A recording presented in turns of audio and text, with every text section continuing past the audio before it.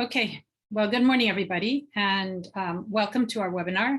My name is Johanna Kolemans-Bijnen, and I'm a program manager at the United States Energy Association, working on the Energy Utility Partnership Program based in Washington, D.C. Please note that this webinar is being recorded and all the participants are muted, except for the speakers, of course, with their video off. You are welcome and you are encouraged to ask questions either in the chat or in the Q&A. My colleague, Peter Lawrence, and I will be monitoring them, and we will pass them on to our presenters as appropriate. To give a brief background on USEA, we are a nonprofit membership association of energy sector stakeholders representing the broad interests of the sector by working to increase understanding of energy issues throughout the world. And we work very closely with USAID on our international activities. We have 2 cooperative agreements with USAID right now. One is the EUPP, Energy Utility Partnership Program, which works with USAID to implement capacity building activities in USAID partner countries to strengthen the capacity of the energy sector to operate their power systems, to run financially viable businesses, to develop energy resources, design off-grid power resources, and integrate different kinds of energy onto their power grids without losing reliability. Our newest program, Up, Advancing Modern Power Through Utility Partnership, works in a similar way. Both of these are aimed at working with USAID partner countries and, in very general terms, to strengthen their grid in whatever way we can. We work with leveraging our contacts in the US energy sector. This is the 4th series of webinars, the first in this particular series under the Business Innovation Partnership, one of our programs under EUPP. Earlier webinars in the series and other EUPP webinar series can be found at usca.org/EUPP/webinars. And I will be posting that in the webinar chat so that you can just click on the link and check out all of our resources. I welcome any questions or suggestions about this webinar of the series or any of the other capacity building activities that we undertake. You can reach me at this email, and I will be posting that in the chat as well. So this is our, as I already said, our first in this series of webinars, and Scott and Rich will be giving an overview, sort of giving the framework for this series. We will be posting it also on our website with the other webinars. To give a very brief introduction, Scott, co-founder and president of Grid Optimize, works with grid operators to help them make markets more efficient and make the grid more stable, improving the ability of grid function with more renewable resources, and to help them adapt to new control technologies. He has direct experience with all wholesale electric market operators in North America, as well as several other markets across the globe. And he focuses on integration solutions for distributed resources and has a personal interest in pushing the envelope for implementing price constructs that bridge wholesale and retail grid. Scott holds a BA in engineering physics from Rensselaer Polytechnic and a PhD in physics from Yale. Rich Brown, Chief Growth Officer for Renewables at TRC Companies, drives the company's practice. Their strategic client-based growth and evaluating new service lines, diversification of technology segments, regional focuses, and new client types. Before this, he was providing leadership and direction in DER strategy, business cases, technologies, program portfolio, and market development. Before TRC, he worked helping advance Hawaii's clean energy goals by serving as Director of Customer Energy Resources Operations at Hawaiian Electric, and where he worked cross-functionally within the 3 operating companies to optimize procurement operationalization of distributed energy resources, including battery storage, to foster system reliability. He has 3 master's degrees, and a BA in English and philosophy from Boston College. I'm going to hand over the microphone to our presenters, and please don't hesitate to post any questions you have in our chat.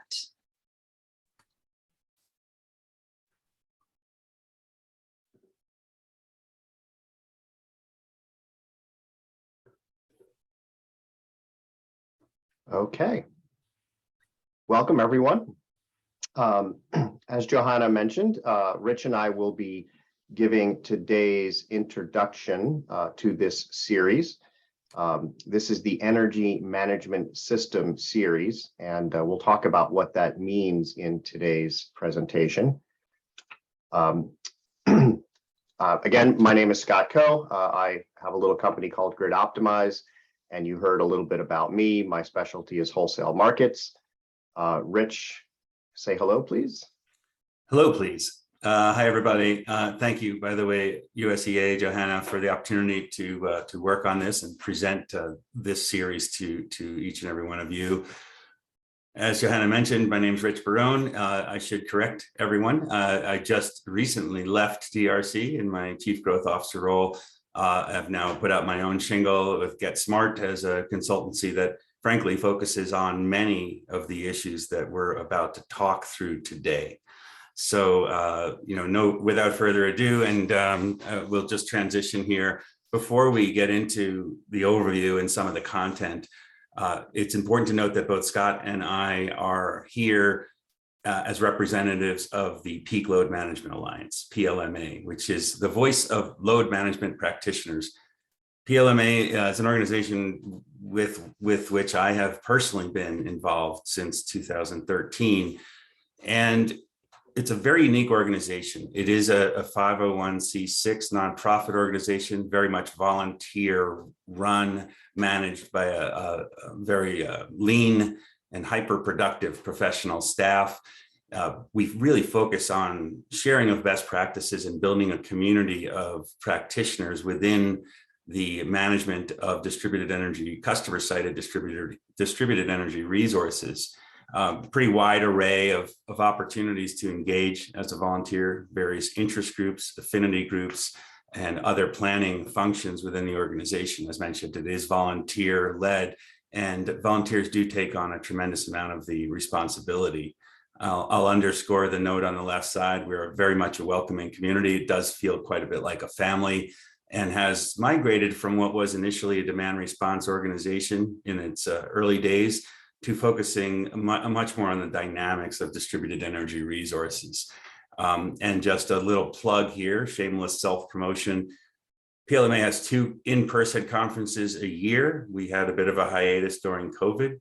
Our next conference is planned for November 14th through the 16th in Phoenix, Arizona. So if you have the time and the inclination, certainly be more than welcome to join. It's worth noting, and certainly, kudos to Scott as one of the drivers here, that PLMA has also, initially focused predominantly, if not exclusively, on the United States, has started to grow and expand in terms of having more of a global footprint. So that could too be of interest to each and every one of you. Okay, thank you very much for that. We're going to transition, and I'm just going to give us a little bit of context here. Now, Johanna alluded to the fact that this is part of a series, and this kind of outlines what are we all going to be covering, over the next, what are we getting into, maybe early 2023. So I'm sure that within short order, as Johanna had mentioned, we will be publishing a formal schedule for each and every one of these sessions. But right now we're going to be talking a little bit of an overview, the overall energy management system that really starts at that bulk system level and works its way all the way down to the distribution system, and then of course to the meter, and on the other side of the meter, full holistic energy management. We'll talk through in the second session, we will be talking through what are some of the challenges associated with, and we'll use this term a little bit, I guess we'll use 2 different terms here: variable energy resources and distributed energy resources, largely the same, but not entirely. And so as we get into issues of and we'll see this in a few minutes, issues of some of the challenges. There are going to be some nuances there, but the important thing is understanding how this new generation of resources and assets integrated into both the bulk and distribution systems do create challenges. And with that session having laid the foundation of the challenges, the next two sessions are going to talk through, okay, how are these challenges met currently? Where are we going in terms of solving for those challenges in the wholesale or bulk market? Similarly, session 4 will deal with taking on these challenges and solving for them within the distribution system. Once we've covered those topics, we'll get into the area in particular, I think, that is near and dear to Scott's heart. And this is talking about the importance of kind of making sure those wholesale and retail prices are reformed, if not synergized and aligned. And so that should be a very robust session where we're kind of looking forward and offering some roadmap in terms of where we can get and how we can get these systems to work synergistically. The final two sessions really look at that customer side of the meter. So what about commercial and industrial customers, and how are they leveraging DERs or distributed energy resources, and what benefits do they see, and how are these balanced, and where are those connection points between those customer interest and value, and of course the grid value, and how do we find that balance, and what are some of the levers employed? Same thing in our final session, where this series will get into residential programs. Obviously, there's going to be some significant differences in terms of asset types and sizes, as well as intermediaries and market players. But we'll cover all that over the next few months to give a deeper dive into each and every one of these aspects. Without further ado, just the next slide just kicks us off here in what we're doing today. After this slide, we'll transition over to Scott. But today we're just going to give, as we already kind of have, we're going to give an introduction to the overall series, and then let's get that bird's eye view of the overall, system model from the bulk all the way down to the meter and beyond. And in doing so, as we transition through that, which is going to be a lion's share of some of the discussion today, we'll also talk through some of the highlights of these other sessions that I alluded to in just a little bit more detail to whet your collective interest. So with that said, I will go off camera long enough for Scott to kind of take us through this sort of first section, which is let's talk through the structure of these markets. Scott, take us away. Thanks, Rich.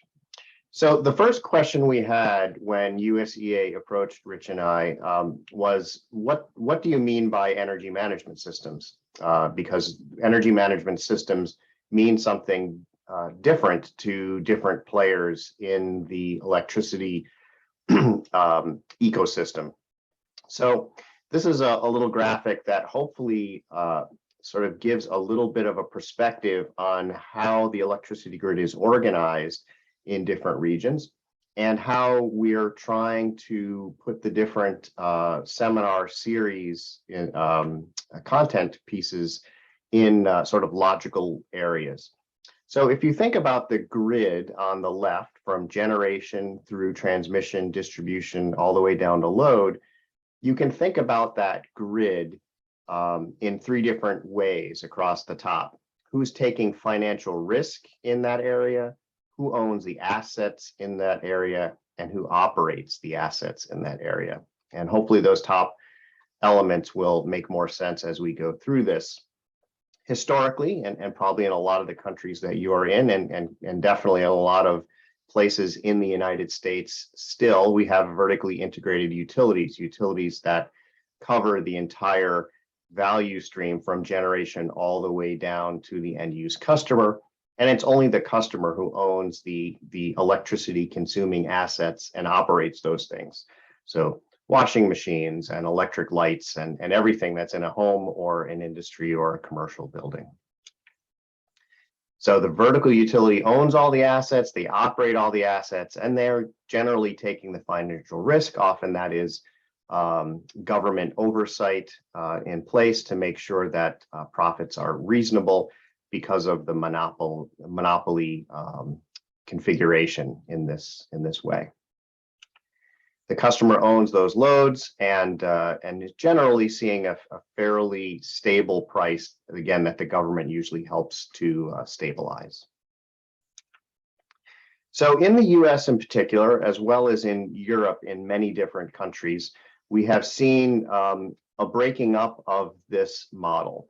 So the first idea here is to introduce an independent system operator. And the independent system operator does sort of what the name says. It operates those assets. It sets the production points for the generation, and it identifies the utilization of the transmission system. So if you have that operator running the assets, essentially telling the assets how they're being used, you run into a little bit of a problem if you have just a simple vertical utility running, operating all of those assets and taking the financial risk. You don't have a robust market.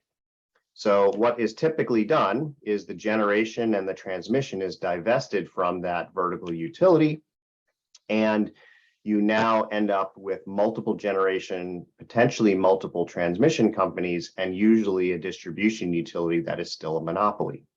And this is a model that we see in about half of the areas in North America today.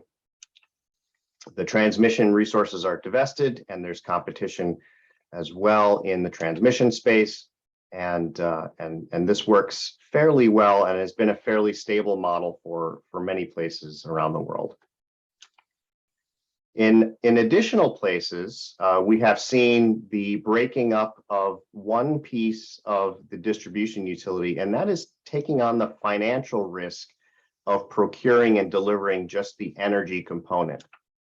So we call this retail choice, and you have an energy retailer or an ecosystem of energy retailers who now take on the financial risk of buying power from the markets and delivering that power to the end use customers that they enroll in their programs. And they set pricing, and you now have robust competition at the distribution level.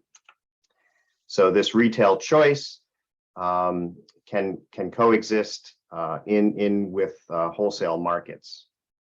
So hopefully that makes some sense, and please ask questions if you have any, either in the chat or verbally.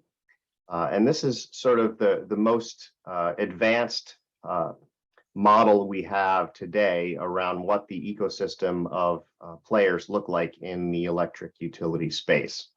So why did we go through all of this sort of nomenclature?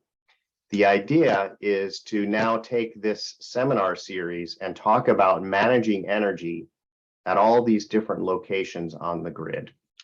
So session 2, as Rich pointed out, is really about the challenges of variable energy resources. Because the grid is changing so rapidly into wind and solar based production, we now see a lot of new challenges. And how do we solve those challenges? In the first solutions seminar, which is number 3 in this series, we're going to be talking about DER solutions at the market and bulk power system level. So these are large scale DERs in general that compete with generation, providing energy and support system for the bulk power system. We see some really innovative areas here, especially when you start to look at storage solutions at the bulk power system to provide support services, particularly when you see the loss of wind or solar very rapidly, and you have the ability to ramp up batteries and things to cover that loss of renewable resource. So that's session 3. Session 4 really looks at the distribution level. So mapping activities down there nearer to the customer point of connection. Session 5 talks about the alignment of wholesale and retail. And apologies, the 4 and the 5 should be a little lower on the graphic. They got moved up somehow. But that session number 5 straddles the transmission and the distribution boundary, that boundary between the blue transmission owner and the yellow distribution operator. 6 talks about leveraging commercial level DERs. So the customer's DERs interacting with the distribution utility.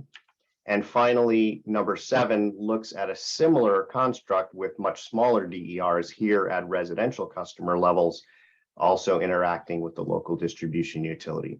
So hopefully this way of thinking about the way we've broken up managing, balancing energy and support services at the different locations in this model hopefully makes a little sense and can focus your attention on one or more of these following seminars that we have coming up. So Rich and I are now going to spend a slide or two on each of the following seminar series, just to give you an indication of the kind of content that we suspect will be delivered. We haven't signed up all of the presenters yet, but we expect a couple of presenters from different backgrounds in each of the following seminar series. So Rich is going to talk a little bit first about seminar number 2, which will be the one coming up hopefully in October. Thank you, Scott. Yeah, so and as Scott is mentioning, this is more of a bird's eye view right now. It gives you a sense of what each of these deeper dives is going to cover, and certainly if any and all of these areas are of interest to you or importance to your daily jobs, then this could be a good opportunity for you to attend. So session number 2 really starts to talk about the challenges, and we mentioned DERs and or VERs. When you're talking about the bulk system, these are going to be typically larger asset. Some of them even start to look like traditional generation resources in terms of their capacity. And I will add that historically, that these DERs are largely VERs, particularly if you're looking at wind and solar. And by VER, just to underscore, variable energy resources, as you see there. So some of the general challenges that we've seen historically are limited dispatchability, and the obvious one, intermittency or variability, that being whether that's daily, right, seasonal. Certainly those both apply. And then of course you have in both wind and solar cases, you have weather variabilities. Now, I don't want to jump forward, but I will underscore the fact that you are starting to see, and I'll bring up this a little bit later, but you're starting to see more pairing with asset types that help to minimize some of that exposure and create more flexibility in lieu of variability. But I'll talk more about that later. Other aspects, as you get into some of the details, you've got the notion of economics. Are these worth the same? Then, of course, you've got some of the issues that Scott will talk about. You've got challenges between, do you have comparable value at the bulk system relative to the distribution system? How are discrepancies managed, or are they? What are the business rules and prioritization of the value relative to each of those segments of the system? So, that's, and let me just hit on the final point here, which is, are these values static? Are they dynamic? Obviously, if you look at wholesale market pricing, you're going to see a lot more dynamics there. That's great. How do these assets impact those dynamics? And then you get into some of the operational, and I've segmented these. Maybe one more click should bring up some much more words here, Scott.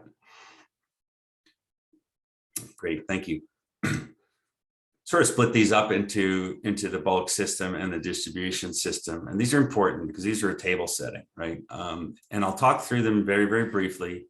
These are not exhaustive. These are more illustrative of the types of things that occur when we have greater and greater populations of these distributed energy resources in our system. So in the bulk system, obviously the variability is fundamentally challenging to load balancing, and it increases, if you will, the dynamics and potentially the volatility of the bulk system coordination. You've also got increasing issues around hosting capacity. This actually applies to both distribution and transmission, but when you look at variability, how do you model that variability so as to make sure that you've got sufficient transmission capacity through time? And typically, the safe bet is to take the conservative route, but then of course you're not necessarily maximizing the opportunity to bring more of these assets online. The third point I'll make here is that system frequency, especially as you get greater penetrations of variable resources, especially ones that are, not those that create inertia in particular, if you look at solar. So the higher penetrations do impact system frequency as a fundamental challenge. Certainly this was more pronounced in Hawaii when I was working there. Some of these larger wholesale systems, they can generally absorb that variability for now, but what happens 5-10 years from now? And we'll talk a little bit about that in the solutions section. Now you get into other aspects of just the overall bulk power system operating requirements, whether it's the reserves, ramping requirements, primary frequency response. All of these needs become much more difficult to predict, to calculate and forecast near or longer term because of the variable nature and intermittent potentially nature of the assets being added. So that outlines some of the bulk system challenges. Let's just transition quickly over to the distribution system. Some similar problems, but then some very much nuanced challenges. For example, if the DERs are behind a customer meter, well, their performance is somewhat obscured, or certainly can be, by the load itself. And so decoupling or deciphering what's the load going to look like and what's the expected behavior of these assets and what are the relationships through time make it quite challenging for network operators in terms of load flow analysis and other system management.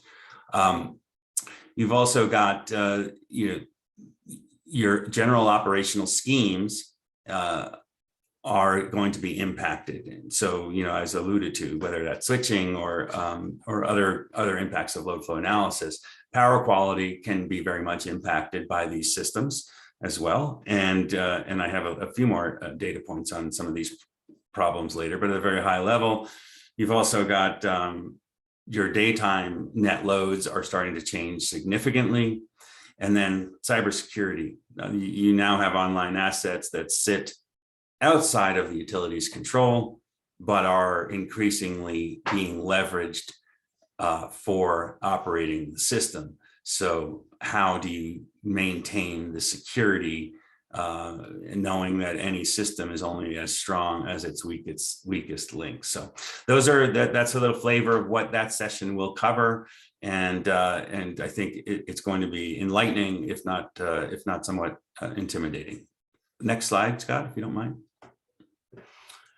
So let's talk a little bit about what's the natural outcome of that? Well, okay, what are the solutions? Scott mentioned this a little bit earlier. So how are these DERs and BERs being operationalized or used on the bulk system? What kind of things have occurred in recent years to kind of help solve for some of the problems that I just touched upon, and maybe I think it'd be good. So ultimately, how are they operationalized? Let's maybe switch to the next slide where we get into a little bit of this solution sets. One more click. So this is kind of the traditional coordination of bulk system. Very much heavy on the supply side. You can see all the areas that system operators need to concern themselves with. Pretty straightforward. This list is not exhaustive, but it does give you a sense of all, the many things that a system operator has to concern themselves with. And in the old days, it was a lot easier to kind of manage all of that supply side relative to the anticipated demand. However, when we're just a click away from seeing how the situation has changed, got a lot more dynamics. You've got otherwise previously not entertained imports on the supply side, which is correlated to the exports on the demand side. And as alluded to, you've got frequency and voltage impacts. You've got net load variability, and now fundamentally you have a two-way power system, which was historically only used as designed as a one-way system. So inherently you have, that speaks to all the challenges. And if you look on the right side, it talks a lot about, the variability component to this, as mentioned, and kind of we talked through some of the underlying problems associated with it. But that's the management. And then if you look at the box on the left, what this session will focus on is, okay, what's been occurring? And a lot of these developments, by the way, I will acknowledge, have been showcased through efforts by the Electric Power Research Institute in conjunction with utilities around the United States. But I wanted to call out that there really are solutions. These do get pretty nuanced. Unless you're a system operator, you probably won't appreciate some of the evolution here. But without reading all of these, what I'll just speak to the fact is that a lot of this has to do with more advanced modeling capabilities. It's almost like not just it's machine learning, but for humans, right? We've really started to understand how these systems are operating. We've started to be able to replicate those behaviors and the data associated with them and create advanced modeling for the production, but also some of the more nuanced aspects of this. So so grid strength metrics and assessment tools are really important because it helps understand prior to a contingency, where are the vulnerabilities, and that affords system operators and we won't talk about distribution yet, but it affords system operators the opportunity to get out in front of those things. And that, of course, is dealt with some of the advancements with the modeling, but also let's talk a little bit about, we have advanced inverter capabilities, which do help to self-correct and heal. Now that's a double-edged sword, and I'll talk about that a little bit more on the distribution side. Of course, transmission hosting capacity tools. I alluded to that challenge earlier. They are working on tools to find a way to optimize hosting capacity without playing too conservative a role or an approach. We have, looking at the equivalency of DER aggregation and being able to dynamically model those as almost like a bulk asset, which is extremely important because increasingly these distributed energy resources are being aggregated and rolled up and supporting the services required for the wholesale markets. The operating reserve calculations, of course, those are going to be dependent upon what the expected production is going to be. And not to mention, of course, all of the load on the system. So advanced tools for all these things, frequency response, inertia, I can go through the list, but I won't bore you with more of the details. The point is, these are the solutions that are being explored. And I should mention, and it's not on the slide, but I alluded to it earlier. We're now transitioning with especially I will underscore battery storage. Battery storage is starting to afford system operators and distribution operators alike the opportunity to transition a variable resource into a more dispatchable or flexible resource. And I think out of necessity, also a more dependable, reliable, predictable, nimble resource. So the dynamics are starting to change, especially with not only these tools, but the addition of storage. Okay, next two slides, we'll talk a little bit about distribution operations, the solutions. I outlined a bunch of the problems in greater detail, the challenges. This is a little bit redundant, but it gets into some of the nuance. Hopefully you'll have this as a takeaway, so I don't have to spend a ton of time just monitoring time now, making sure we afford Scott his due time here. But there are specific system protection issues with low fault current. You have a desensitization of protection relays and protection schemes. I alluded to advanced grid support functionality for inverters, but these things operating on their own, I think, do create some potential safety risks. So, if a system remains energized through advanced inverter technology, for example, then this could jeopardize, for example, the health of the utility field personnel. So there are some very tricky bits here in terms of making sure that these things are ironed out very, very carefully. Of course, let's not forget you've got reverse power flows, which is fairly new phenomenon within the last decade. We talked a little bit about the dynamic loads and of course the power quality. So these are reiteration, but so what are system operators doing?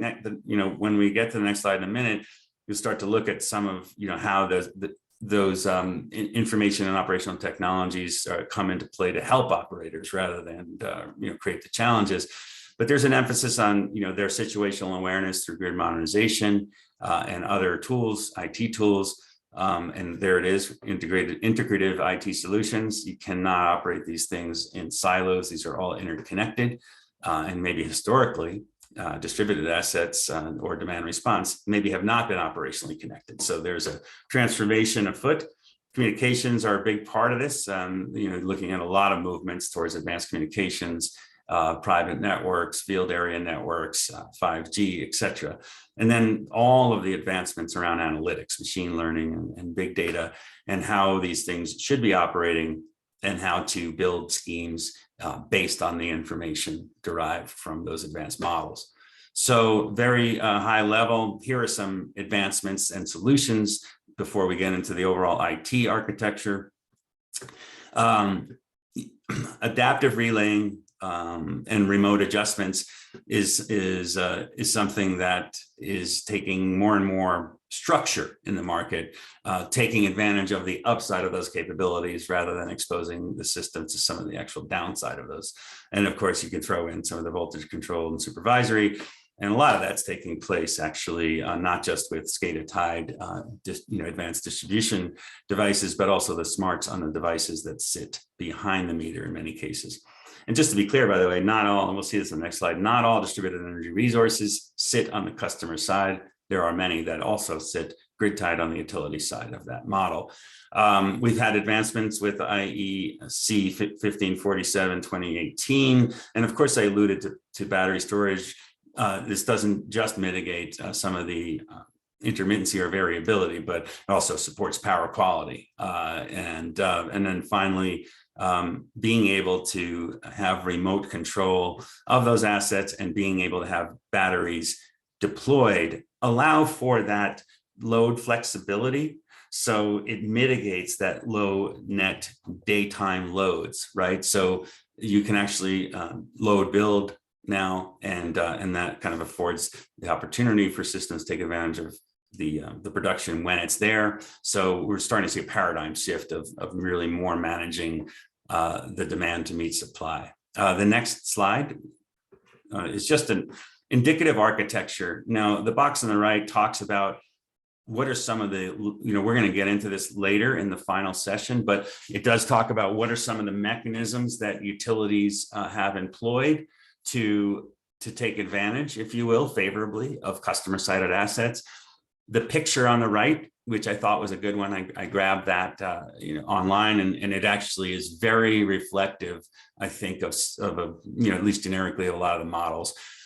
Advanced distribution management really is in the advent of a lot more complicated, complex situational awareness, and I was alluding to that earlier. And of course, it comes with the partnership with advanced distribution automation. So that, if you look at this model here, you can you have a few different ways to control the assets downstream, right? That middle layer, maybe you're going directly through SCADA for certain asset types, and then of course especially for customer-sided assets, typical model is to go through a distributed energy resource management system. Other people will swap the term virtual power plant. There are subtle and not so subtle differentiations, but let's just call it a DERMS for now. And then the market model really dictates how that happens, as well. So if you notice the box on the right, these are different options. Some of them are pricing, some of them are dispatchable, programmatic. And so that's the information that gets sent out from the DERMS. It's either going to be a pricing signal or it's going to be a control signal. And the market model will send that through either an aggregator, like an intermediary that'll control a whole portfolio of assets, or it will go directly to the customer and their own smart assets that can communicate directly with the DERMS. So this is just the overall ecosystem. There'll be I anticipate this session, we will have information technology experts who have worked directly with utilities to deploy this type of a solution. And they'll talk through kind of what's gone well, what's gone poorly, and what's lying ahead. So with that, I think I've gobbled up a fair amount of time, hopefully left you enough, Scott, to talk through some of your important aspects of how we synergize and realize this from a pricing perspective. Thanks, Rich. Yeah, Rich talked about a lot of different topics, first at the bulk power system and second at the distribution system. We haven't locked in the speakers for those sessions or the topics in specific, so obviously we can't cover all of those. So if you have ideas or interests, please let us know, and we can hopefully find speakers that are addressing the issues that you're most worried about confronting. When you start to think about all those new solutions at the bulk power system, and then all those new solutions at the distribution system, you end up with a discontinuity between those two systems. And this is commonly referred to as erasing the wholesale retail boundary, or erasing the T to D boundary. And we see this very clearly in the United States, where we have wholesale markets. And we have pricing that can look like that red curve on the right, where we see prices that can be highly volatile, that can, in a matter of 5 minutes, go up a factor of even 1,000. And we see this often with transmission constraints or unplanned outages. Whereas many customers, especially residential customers, are still on flat rates or perhaps time of use rates. But are largely blind to the variability in the wholesale market. Now, wholesale market has volatility in it, and even if you don't have a market, there's volatility in that vertical utility that's operating a fleet. When you start to add those variable resources that Rich was talking about, where the weather patterns now have an acute impact on your supply, and you need generation or load relief from the distribution system, it becomes increasingly important to be able to communicate between those two systems. So while sessions 3 and 4 focus on those systems individually, session 5 is really talking about how we harmonize those two systems. And the big idea here is to start to couple the pricing so that we can use the pricing in wholesale and get signals down, whether those are price signals or just control signals, down to the end use customers at industrial, commercial, and home sites that can then respond in smart ways to keep the whole system in balance. So talking a little bit more about the variability, the biggest one that we're seeing, the obvious one, is the solar peak. This graph happens to be what the sun is doing out in California. The California operator sees a 2 gigawatt per hour ramping down of net load in the morning, and a 3 gigawatt per hour ramping up of net load in the evening.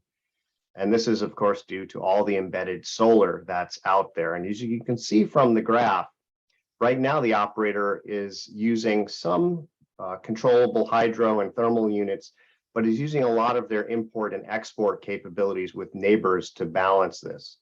As more and more solar comes on the grid, and more wind and other variable energy resources come on the grid, this challenge will become more difficult in the areas that are seeing it right now, and will become apparent to the areas that haven't quite seen this effect because they haven't had the renewables on the grid yet. So really, this is a solution that we need to talk about, and we need to get price reform so that customer load shifting, load shedding, and even shimmying, small changes in load, even at the sub-cycle level, can happen to make the grid much more resilient. Scott, So can I interrupt you with a Yeah, please go right ahead. Yeah. I'm just realizing I maybe misunderstood sort of what you're talking about here, but maybe not. Are you talking about when you're talking about retail price reform, are you talking about both sides, retail supply or retail demand? It's mostly retail demand, but of course, the retail supply side, as distributed energy resources come on the grid, and residential and commercial and even industrial customers get solar is the big one. How we price that is really important, and there's a really big discontinuity right now. Most utilities are pricing their power based on the meter read by the kilowatt hour. And as we move to a system where lots and lots of customers are maybe not even using any power on average from the grid, we have to price the services from the distribution operator very differently than we're doing today. So there's a lot of price reform that's needed in every utility. The models we have for distribution utilities can't maintain their current models for 50 years from now. Yeah. Okay. Thank you. Great question. So again, 5 is really about how do we think about this system of both bulk power and retail with all these resources across the grid at all voltage levels as a system with pricing signals that make sense across the board. The last 2 sessions that we have planned are really looking at this from the customer side. The first one is around commercial customers, and we'll be talking as well about industrial customers here. And this is a graph or a pie chart that shows a typical response for demand response in one of our larger markets in the US, but it's indicative of the kind of split we see everywhere. And maybe it's surprising to you, maybe it isn't, but a lot of our demand response comes from manufacturing load. There is the next biggest piece is HVAC, which is primarily commercial and residential. But industrial loads provide a lot of the load reduction. So why are these big customers volunteering to change their load usage? There's obviously a benefit to them doing this. It's often financial. And how do you quantify that? And what are the benefits? And how do you pair that with local storage? That will be the focus of this session number 6. So now pivoting away from the system balancing, now talking about managing the energy at the customer side, so behind the meter. So why would customers put in systems that control their loads differently than they're doing today? And this is a great little graph from a recent report out of Lawrence Berkeley Lab, and it shows the evolution of different kinds of what we call DER technologies. Some of these are very mechanical. If you look all the way on the left, you see automated window attachment. This means when the sun comes out, you have a shade that comes down and keeps the building cool. All the way up to very new developments on the right, thermal energy storage systems, battery systems, smart thermostats. So in this session, in session 6, we'll be looking at some of these technologies and how they're implemented and used to manage bill savings at the commercial site, and what services these devices can actually provide to the grid for financial compensation. And Rich is going to take us home and talk about the last session, which is number 7. Oh, actually, let me kick it off here first. Number 7 is really talking now about residential customers. One of our PLMA members is Nevada Energy, NV Energy, and they have, as any of you who have visited Las Vegas knows, a very hot climate, so lots and lots of peaking in the summer load. Half of their load is residential during the peak. So for them, looking not at commercial and industrial, but at residential peak load management is really important. And this graph on the right shows a demand response event where you can see a very sharp cutoff when thermostats are called for response. And then 2 hours later, the release of that call, and you can see the load immediately shift back up again. So Nevada's been using controllable thermostats for over 2 decades, and they have hundreds of megawatts worth of load reduction capability. So 230 megawatts enrolled in their emergency program and 160 in their economic program for a fairly sizable potential to reduce load during peaks. So like we were talking, well, like we will talk about in session number 6 for commercial customers, in number 7, we'll talk about why would residential customers want to sign up for a program like this? How are they saving money? Are they doing this because they are getting financial compensation, or are there other reasons like contributing to the grid's resilience, or being a good citizen? You know, there's lots of different motivations for why residential customers sign up for this program. And Rich has a nice picture here at the end, which talks about all of those different drivers in a nice little cartoon here. Who knew? Who knew that I had potential as a cartoonist?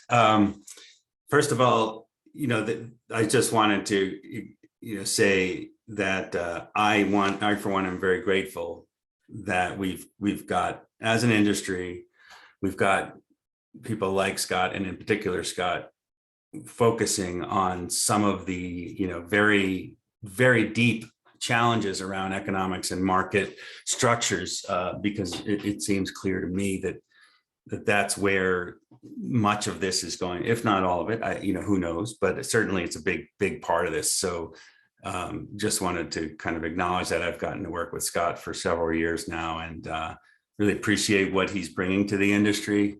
And so I'm hoping in particular that session 5, that the insights that can be garnered from that, I think, will be invaluable, and there's not enough attention being put on it. So that said, it speaks to a little bit of the pieces of this slide, actually. What this is meant to depict, and by the way, our hope for this session, whether it's NV Energy and others, the aim will be for us to bring in utilities that are actually doing these things with customer assets and solving some of the problems, but in particular from this lens, meeting the customer's needs and helping customers achieve desired benefits. So what this depicts here is, well, what are some of the levers that are being deployed? What are the options available, I should say, to customers? And you've got your on the left bar here, the demand response, historical. This is load control. This is talking directly to devices, in some cases, human to human, and having the load effectively be manipulated in response to grid conditions. Now, historically that was peak load, right? Evening peak in many cases, summer evening peak in many cases, but not exclusively, of course. And that's definitely changing now. But in the old days, that's really what it was. And so it was all about peak load management. But now, in addition to that old school way of going about doing things, you've got a lot more advanced distributed energy resource programmatic solutions. So some of this is suppositional, some of this is real, but don't forget that now in the United States, at least with recent orders from the Federal Energy Regulatory Commission, some of these, we're going to have greater, facilitation of these distributed assets being aggregated and participating in wholesale markets. What does that mean? That means that, they'll be delivering some of the more ancillary services. And that same logic applies as you look at the advancement of situational awareness and communications on a distribution network. You're going to start looking at things like providing locational congestion support, or relief, as I've alluded to here, the voltage support, and then of course in the wholesale market, fast frequency response is something that started to bubble up. So I just call these out because these may still take the form of that direct load control. There'll be a dispatch signal, but the activities, the services, the requirements thereof, I didn't include ramping. That's another one you probably want to mention. But the devices are the parameters of that dispatch will kind of dictate different services that they'll be able to provide. And there are markets where some of these things are coming to fruition. The other thing, let's talk a little bit about the pricing or rates. So we've had critical peak pricing in place in a lot of utilities for a long time, and increasingly you're seeing time of use rate. Now I put dynamic time of use in italics. A lot of that is going to be dependent upon the pieces that Scott alluded to, especially on the distribution side, being able to actually quantify a value and then synergize that with a wholesale market value. That's really the holy grail, but you know, there are rates as a lever, there are economic opportunities for customers to optimize, in some cases arbitrage, leveraging their own distributed energy resources. And then you've got some of these market models. You know, in Hawaii, we had something called a grid service purchase agreement, which contracted directly with the aggregator or intermediaries to basically enable a bunch of different services through customer assets. So they go and kind of enable the customers and then deliver those services and sort of nimbly and flexibly to the network operators. You know, and I think I alluded already to wholesale market participation before. That's going to show some greater traction here in the years ahead as some of the historical barriers for the aggregation of these assets are removed. One last point on this, I want to point to folks like APS, Arizona Public Service. So in Arizona, and of course, there's work being done by NV Energy to define grid service tariffs and to start to figure out what that value is and figure out what mechanisms should be used by the utility. Rather, different way to look at it is what opportunities should be presented to the customers to be responsive to those grid needs, especially once the values are calculated. And that will be kind of, you know, a long staircase to get to a truly holistic and elegant solution. But there are folks out there that are taking those steps now. So what does it mean from a customer? What kind of things do customers get out of this? And of course, if you're dealing with an aggregator or an intermediary, this is something that they've got to take into account and find the right balance. This is by no means exhaustive, but you know, there are some fundamentals. Cost savings is almost certainly going to be top of the list, especially because investing in some of these new generation of distributed energy resources, and in particular, I'll cite battery storage or level 2 EV chargers as two kind of dominant ones. Those are not cheap. So, you know, cost savings, getting that payback for a customer is going to be important. Commensurate with that is going to be energy savings. It's not, those two things are not mutually exclusive, of course, but they are different. Increasingly, customers can achieve, now Scott took the good citizen approach for grid resiliency, but one of the big advantages to advanced distributed energy resources is customer resiliency. So maintaining your own ecosystem at home, even if the world around you has kind of taken a bit of a bump. So that's a huge consideration. And then I put in italics carbon.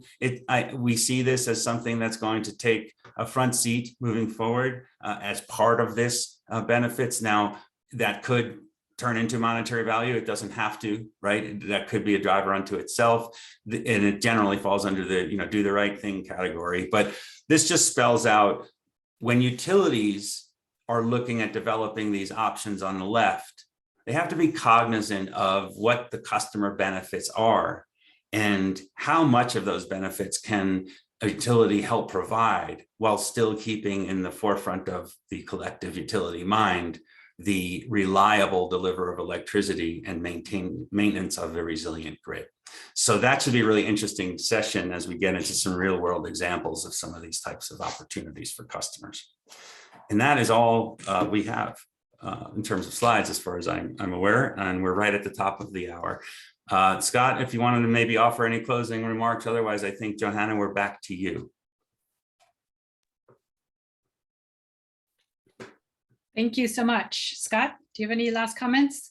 No, that was it. We just wanted to give a little survey of an overview of what the seminar series looks like, a few teasers, and hopefully we've driven some interest in the future presentations, and maybe delivered a little bit of interesting stuff today as well.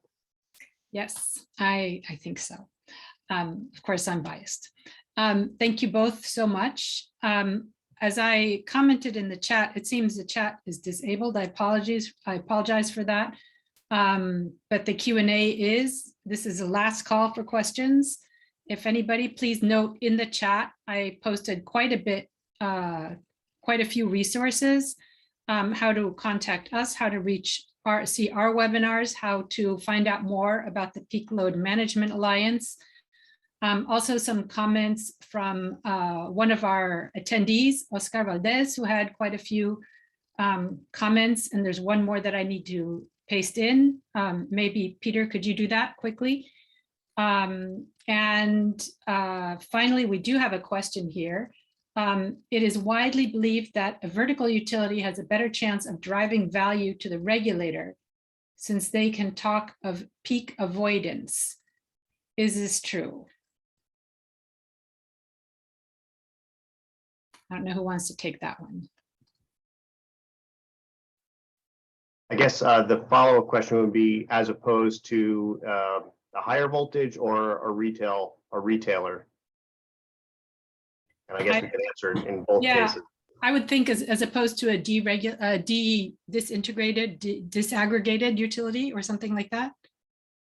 Yeah, I guess I'll start with this one. One of the things that I've noticed, or I've commented on as I've worked overseas in places that have not deregulated in any way, you know, a lot of places in Asia, for example, is that I think the challenge may be a little easier when the full value stack is owned by one company, from generation, transmission, and distribution. Sometimes bringing in those DERs is a simpler challenge, because you can look at the DER and put it where it belongs. Where is the most value needed? You're not dealing with multiple players, your distribution company or your wholesale market operator or your transmission company. So in some ways, having not deregulated may be a benefit for companies or countries, depending on the perspective. That's my 2 cents, my perspective there. I might weigh in if that's okay, Johanna, as well. Yes, please do. So I have had an experience very much akin to that model. I concur to a large extent with what Scott offered. There are some counterpoints. I think the two counterpoints I would offer for consideration would be, firstly, this is all true. It can be, it can sort of grease the skids, make it easier, except one thing to note is that what has to be tackled are the aspects of the impacts of these distributed energy resources on the utility business model. So on the one hand, while it might be easier and there's fewer stakeholders in a sense to make sure that these things are adopted and incorporated, utilities certainly can think of this and see it as a threat, because they can, to some extent, if in that vertically integrated model, these assets likely will make the case for deferring or defraying other capital investments for the utility. So that's a lot, at least in U.S. markets, that's a lot where utilities get their margins through capital investments. So that's one challenge.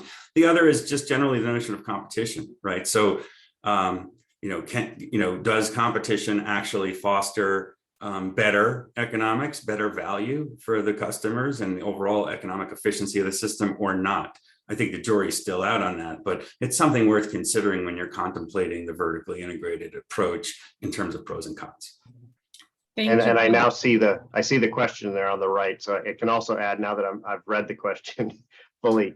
One of the big things, and I think this is starting to get to the point here, is that when you have a well-designed integrated wholesale and retail system, you have price transparency.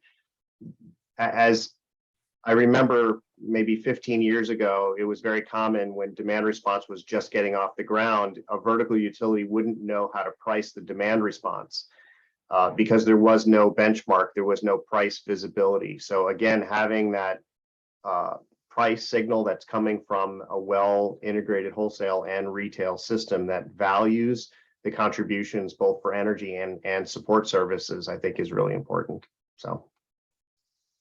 Thank you. I have somebody else wants to make a comment. I'm going to unmute Oscar to ask his question live, and then Ravi has a follow-up question, and I will allow him to pose that one live too. I think that'll make things easier. So, Oscar, you can talk now. Sorry. Yeah, thank you. Thank you very much. Thank you, Johanna, Rich, and Scott. This is an excellent series of webinars. I'm excited and looking forward to the entire series. I live and work in El Salvador in Central America, and I think the 6 countries of Central America, including Panama, are like a panoply of structures, different structures.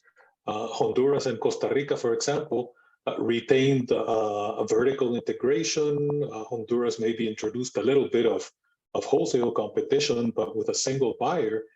And I think Honduras has one of the largest penetrations of solar generation at the wholesale level without careful integration. And it's brought a lot of problems to the Honduran system with frequency.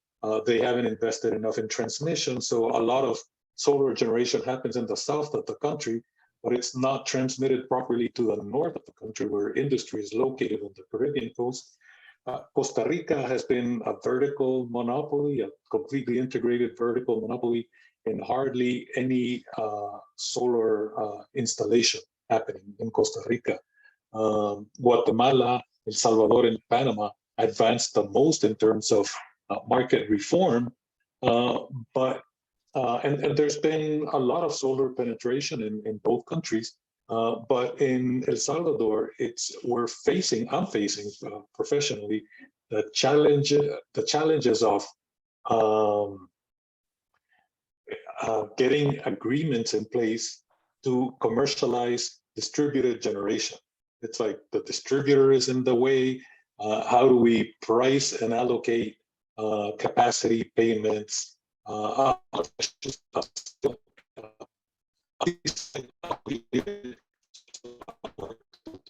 Sorry, Oscar, we're losing you a little bit here. Sorry. Can you hear me better now? Yeah. Yeah. It's very challenging also to introduce a marketplace for distributed generation. Is the last point I was trying to make. But I think Central America is like an interesting laboratory of what can be done. Yeah. Thank you. Yeah. Thank you. Yeah, we work with Honduras and maybe working with El Salvador soon. So definitely interested in these questions we're going to have to be dealing with there. Okay, Ravi, I'm going to unmute you if I can find, yes. And please pose your question. Okay. If you unmute yourself, then you can ask your question. Yeah, thank you. So the reason I posed the first question on the vertical utility and the subsequent question on the DREG is based on my own experience. I mean, we adopted the UK DREG model almost globally. And we've had Canadian cases because I work for Ontario Hydro 1. And we had lots of issues once we deregulated to convince the regulator that anything we added to the wires, actually, even though it belongs to somebody else, needs to be added back to us. And it was a tough sell. Whereas those that re-regulated, BC Hydro being one, actually had a much better chance. Hydro-Quebec never deregulated. So now in my practice with the Global Smart Energy Federation, I travel globally on behalf of the Federation, and I see this everywhere. And I'm beginning to wonder if Stephen Littlechild of England made a big mistake 40 years ago. Thank you. That's a great backstory, Ravi, and you know, I think This is so ignoring what I said before, particularly about the business model, or in fact, taking it into account to actually underscore your argument. When you're getting into these infrastructural assets and the associated investments, I tend to strongly agree that a regulated model makes that much easier. I think the point I was making has to do with the distributed assets, and in particular ones that sit on the customer premise, and how does that conform or not conform. But in terms of the infrastructure, that your story, an anecdote, it resonates with me, and it does, in my estimation. Of course, this is very cursory and crudely, but it definitely makes for an easier pathway and a much more direct correlation of the ownership and responsibility of assets to enable the system that I think we all need to get to. So I concur with you, and I applaud you for your efforts as you continue to work globally to help resolve some of the challenges. Thank you. And Ravi, what you see in Canada is, of course, very similar in the US. About 2/3 of the customers in the US are in markets, and only about half of the states are in market. Well, it depends on how you count land versus counting. But we have, and just like Oscar was pointing out, we have a mix of different regulatory frameworks in the US. Each state actually has more control over what's going on in that state than does the federal government.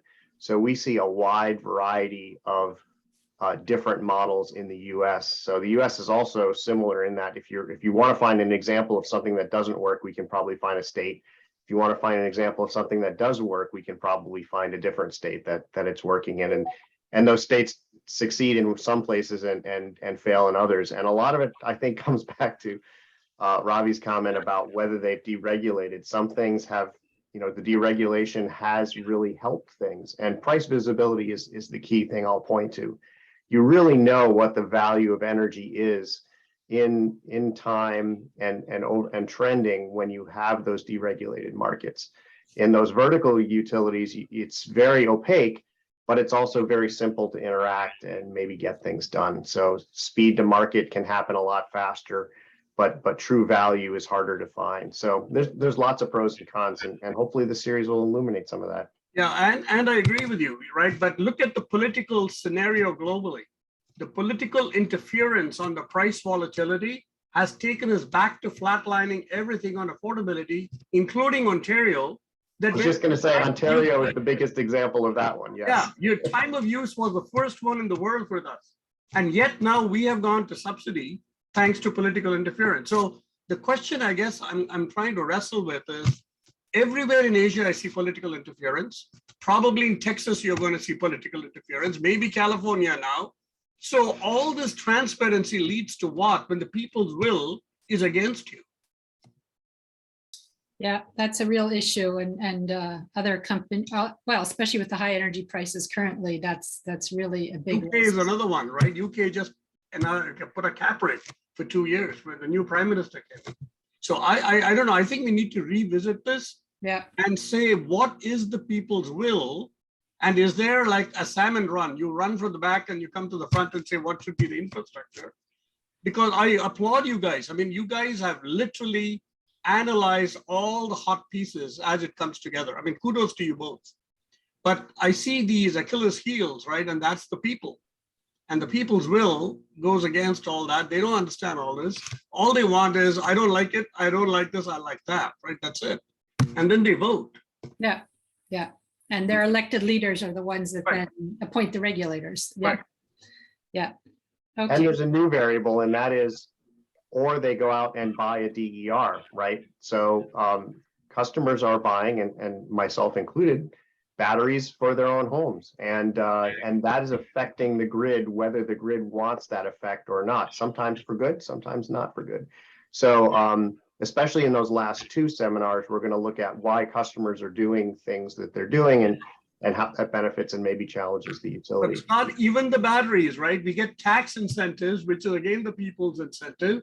In Ontario, we are getting a refurbishment put on our property taxes But Mhm. you can go buy solar and battery and pay it over 25 years. So again, you've got the people's will enacted through the political system, helping you do all the stuff. So, Yeah, and I was just saying the politicals are added on top of they're the two factors, yeah. And Oscar has his hand up again, I think. Thank you. Yeah, I just wanted to say that political interference is a fact of life everywhere. And there's a whole branch of economics called public choice about how political decisions and non-private decisions are influenced by political actors pursuing their own interest, not necessarily the people's interest. So the challenge is to find ways to work with or against this reality of special interests everywhere, from politicians, from entrenched actors, but it's a fact of life, and it's a determinant of even industry structures, how much state capacity there has been, how much political resistance there has been to reforms, and so forth. Yeah. It's taking a slightly more benign, maybe that's not the right word, but maybe just optimistic view. Yeah, agreed. Special interest. I mean, that's just that's a fact of life, like breathing and eating. Taxes. But I think what's challenging is that energy and electricity in particular is so fundamental to the overall economies, to people's livelihoods, to quality of life. It's very difficult to imagine a scenario where there is not sort of political intervention in that process. Now, to Oscar's point, I mean, is it going to be tainted, biased, or with a self-interest heuristic behind it, or can it be altruistic or magnanimous relative to the overall betterment of the society? That's a matter of accountability, I think, in the political process. But I'm not sure that there can be a reality where there isn't degrees of political intervention with our overall electricity paradigm. It's just a matter of where's the balance, and what's overreach, what's self-interest versus what's truly forward-looking and beneficial collectively. I've got a third question, if I could, very quickly. Mhm. In comparison, we put far more money in gasoline in filling up our cars per week than we pay electricity in a month. And I've been trying to think, so why is it that we put up with high gasoline prices, not recently, but most of the time, but we do not put up with even a 5-cent, 10-cent increase in rates? And I think it's simply because you fill up the gas every week, and here it gets auto deducted from your bank account. Is that a factor, you think? It could be. I think in some ways, gas is something that you can touch. People are more one thing that is hard for people to understand is electricity is invisible. It's in the walls. Some people don't even, most people don't even realize that it takes large machines to make that electricity. So it's an intangible thing, and it's very hard to understand how to value the price of that. In some ways, cell phones are similar because it's sending radio waves, but of course you actually have a little phone that you pay for, and you have widgets on it. So I think some of that is the fact that people have had it for a century in most places, and it's just been there at fairly low cost and all the time, reliability high and availability infinite. 100% want to piggyback on that. And I think as a whole, the industry is certainly in the United States, not everywhere globally, has fallen victim to its own success. It is invisible. People turn on a light switch or turn on a device. It works. It's been, relatively affordable relative to the complexity. That's part of the challenge. But there's two other pieces I've noticed recently. So on the one hand, people have very little perception or conception of the complexities, and in fact that those complexities are growing. Right, this is getting to be a more complex system, bi-directional and very dynamic. So that is lost on the majority of people, and I think. But here's another interesting piece, and this gets to this actually underscores that point. As folks have increased their distributed energy resources, initially solar, and now throw in storage, throw in EV chargers. There's been a lot of backlash, especially with the early days of net energy metering. Why is there a minimum charge? I am producing my own energy. Why do I have to pay X dollars a month? The reality is that the grid is now your backup, it's your storage, and now we have to work harder to incorporate you and your net load into the system. But people don't make that connection, right? So people don't see beyond their own light switch, their own house typically. And I think whereas people have a much greater sense, for example, of their own vehicle, their own usage, and they just, to some extent, they just, accept the fact that they have to fill it up, and that's a commodity, and sometimes the price changes. But I think there's a huge gulf between the two. And that's been my observation, having been on the inside of utility and on the outside of utility. Okay. Oscar has his hand up one more time. Yeah, Rich mentioned net metering. I'm dealing with a case here in El Salvador, which has a very liberal on paper system with retail competition, and of an industrial end user who subscribed to a net metering arrangement under regulation. And now he's lost his freedom to choose his retailer, his electricity retailer, because under the net metering regulation, he gets credit from his distributor for the electricity that he injects in excess of his consumption onto the distributor's grid. Choosing your own retailer on paper here in El Salvador is a right. End users have a right to choose their retailer. But now he can't choose because he's tied to his distributor who's purchasing or crediting his excess energy under the net metering arrangement. And so I'm trying to talk to the regulator. How do we deal with this? This customer has the right to choose his retailer, but he's like bonded to his distributor because he subscribed the net metering arrangement with them. So these are all unanswered questions. Yeah, net metering has its challenges, and one could argue that maybe the problem isn't the arrangement, is the net metering option.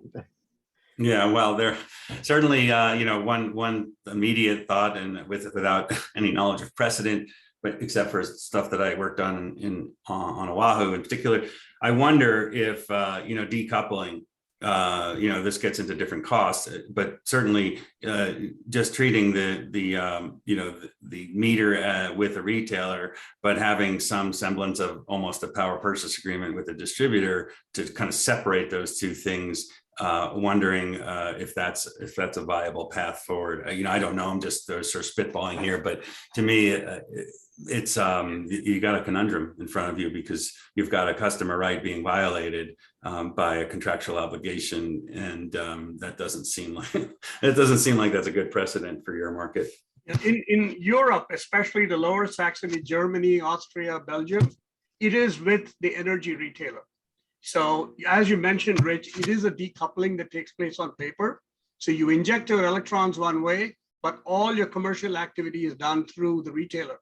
That's why I think in the whole world, energy retailers only flourish in certain parts of Europe. Everywhere else, it's dead in the water. Mm-hmm.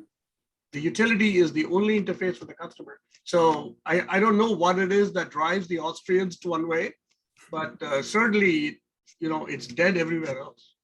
Yeah, and we see this variation in the US as well. Places like Texas have been very aggressive, not mandating, but encouraging strongly that people get with an energy retailer. And we've seen some of the negative impacts of that recently. Other states in the US don't even allow, and states like where I live allow it, but it's very much secondary, and the programs are not very innovative. So, it does actually, once we I don't know if we'll cover this in the pricing session number 5, but once you get retailers in place, it's hard to get uniform pricing for obvious reasons, where uniform pricing is really needed to price out grid services. And as we get into the far future, as the price of energy goes down, because the marginal cost of production of wind and solar is effectively zero. And the price of support services becomes the lion's share of the value of grid and grid services.